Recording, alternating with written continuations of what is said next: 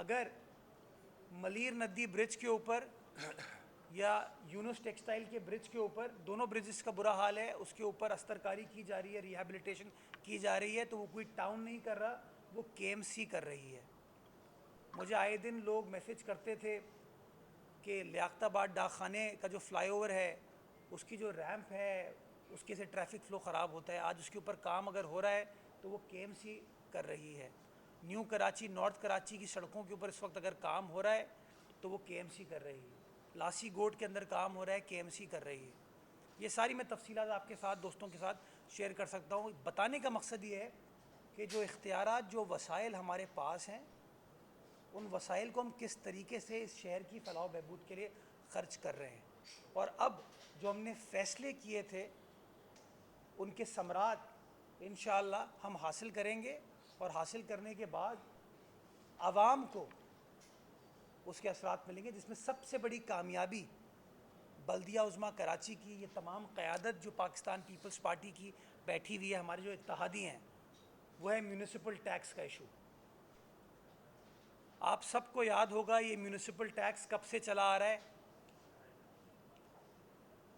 ہم نے اس کو جاری نہیں کیا تھا، یہ کسی اور کے دور میں سٹارٹ ہوا۔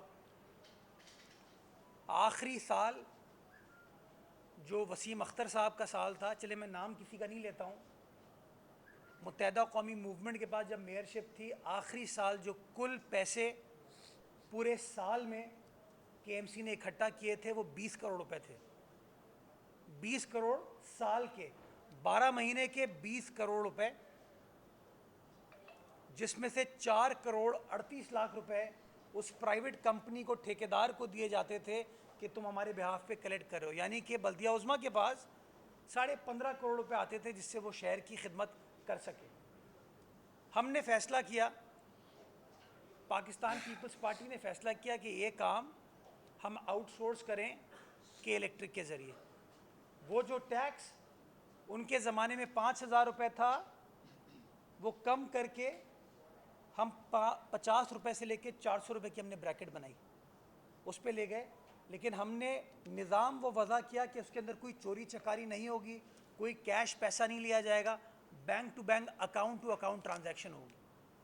ہم نے یہ فیصلہ کیا، پہلے فیصلہ میری ایڈمنسٹریٹرشپ کے دور میں ہوا، لیکن چونکہ شہر میں ہمارے دوستوں کو منفی سیاست یا منفی پروپیگنڈا کرنے کا اتنا شوق ہے، منفی پروپیگنڈا کیا گیا اور کچھ لوگ عدالت گئے، اور عدالت نے اس کے اوپر 2021 میں اسٹے آرڈر پاس کر دیا، ستمبر 2021 میں۔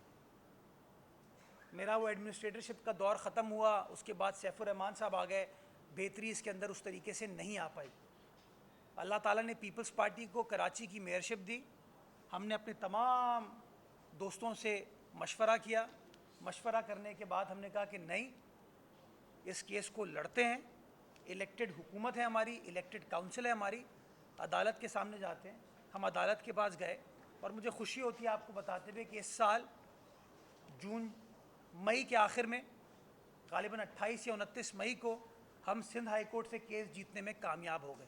2021 میں کیس فائل ہوا، 2024 مئی میں، تقریباً 3 سال بعد ہم وہ سٹے ویکیٹ کرانے میں کامیاب ہو گئے الحمدللہ۔ اور ہم نے ایک بار پھر رجوع کیا کہ الیکٹرک کے ساتھ کہ جی ہم اس معاملے کو آگے لے کر چلنا چاہتے ہیں۔ آپ بہت سارے دوستوں نے مجھ سے یہ سوال پوچھا کہ سر ہمیں اعتراض نہیں ہے اس ٹیکس کے اوپر، ٹیکس کے ایم سی کو اکٹھا کرنا اختیار ہے، لیکن کے الیکٹرک وہ پیسے آپ کو دے گی نہیں۔ سب کہتے تھے یہ۔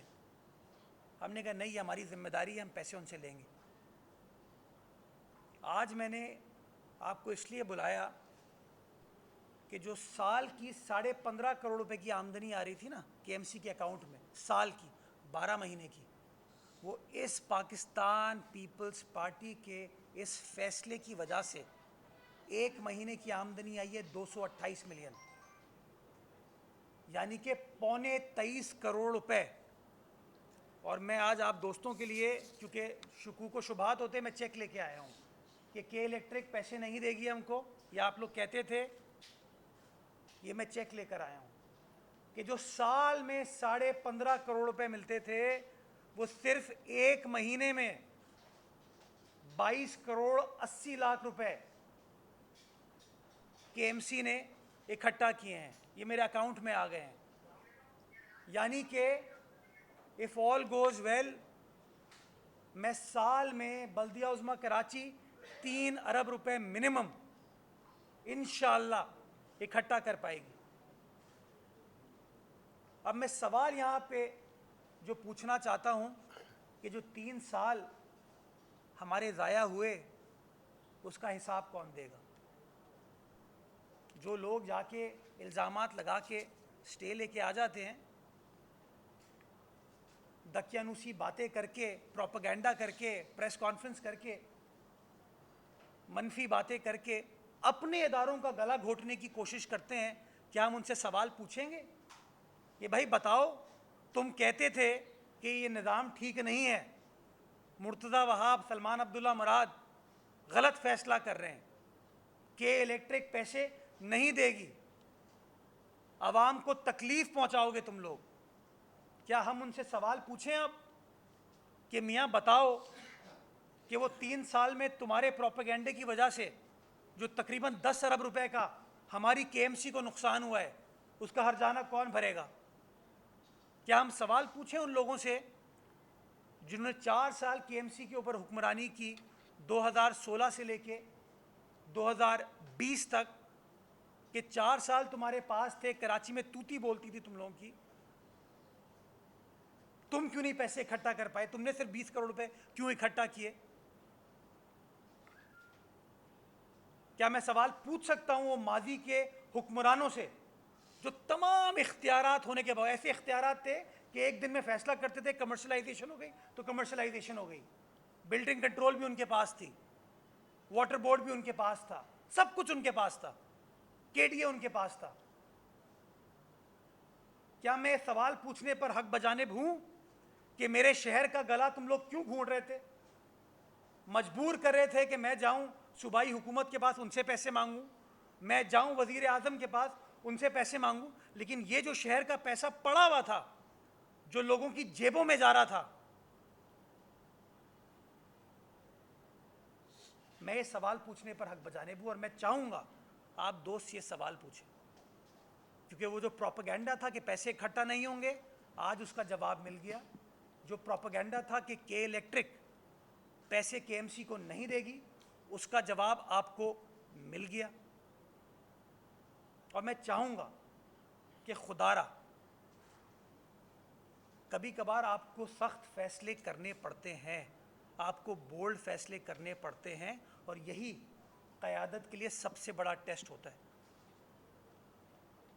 मुझे मेयर बन के, इनको डिप्टी मेयर बन के सिर्फ दफ्तर का शौक़ नहीं है, हमें फील्ड में निकल कर काम करने का शौक़ है।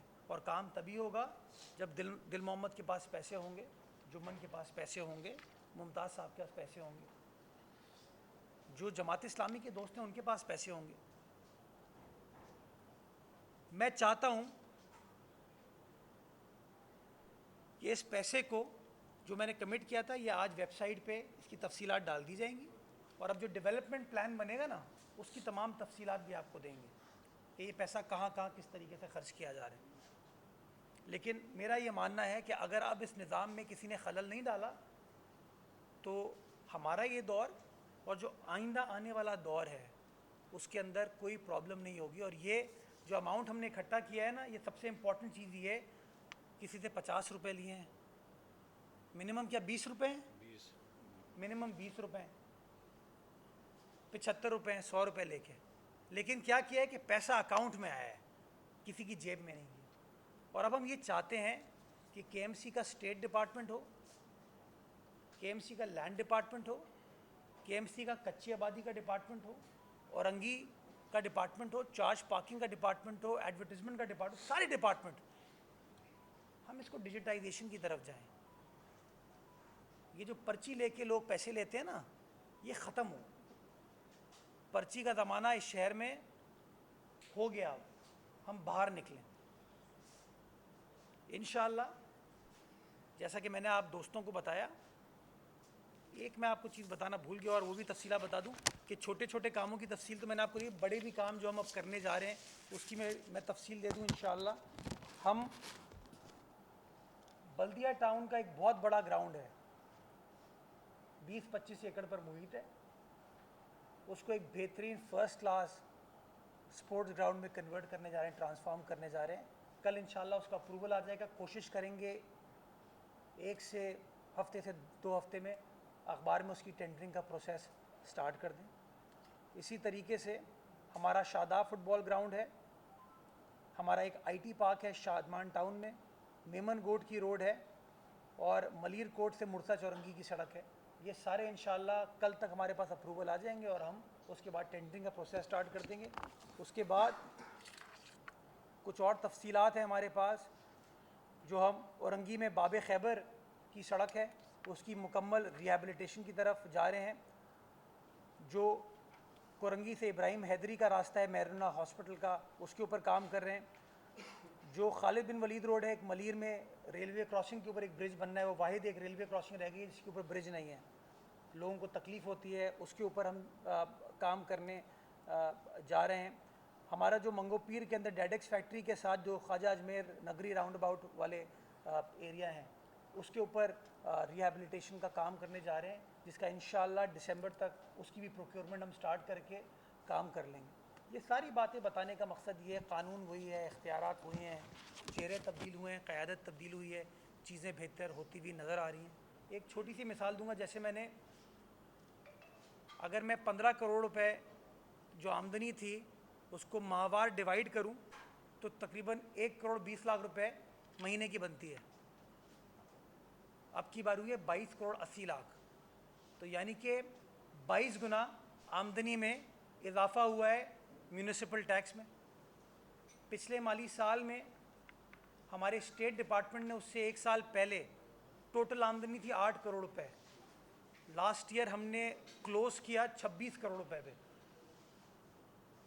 کیوں؟ کیونکہ ہم نے کہا کہ نہیں، یہ کسی کے والد صاحب کا مال نہیں ہے، یہ شہر کی عوام کا مال ہے، کام کریں گے اور جس کا جو ڈیو شیئر ہے وہ ہم لیں گے تاکہ لوگوں کی خدمت کر سکیں. یہ تمام تفصیلات آپ دوستوں کو بتانے کا مقصد تھا. آج میں نے جان بوجھ کے پانی، سیوریج اور سالڈ ویسٹ کے اوپر آپ سے بات نہیں کی، وہ میں الگ ایک پریس کانفرنس میں کروں گا. آج ٹارگٹ میرا یہ تھا کہ ہم کے ایم سی کو کس طریقے سے آپ کھڑا کرنے جا رہے ہیں. ڈیولپمنٹ کا کام آپ خود ہوتے ہوئے اس وقت ماشاءاللہ دیکھ رہے ہیں، مزید اب کام سٹارٹ ہوگا. پیروں پر ہم کھڑے ہو گئے ہیں اور ہمارے جو وسائل ہیں انشاءاللہ اس سے ہمارے جو پینشن کے بھی ایشوز ہیں اس کو بھی میں پرائیورٹی کے اوپر حل کروں گا. کچھ پیسے میں پروونشل گورنمنٹ سے بات کر رہا ہوں معاملات حل کرنے کے لیے، اور کچھ پیسے انشاءاللہ یہ جو ہماری آمدنی ہو رہی ہے اس کے اوپر ان ملازمین کا بھی حق ہے، انشاءاللہ ان کے اوپر بھی یہ پیسے خرچ کریں گے تاکہ وہ بھی موٹیویٹڈ فیل کریں.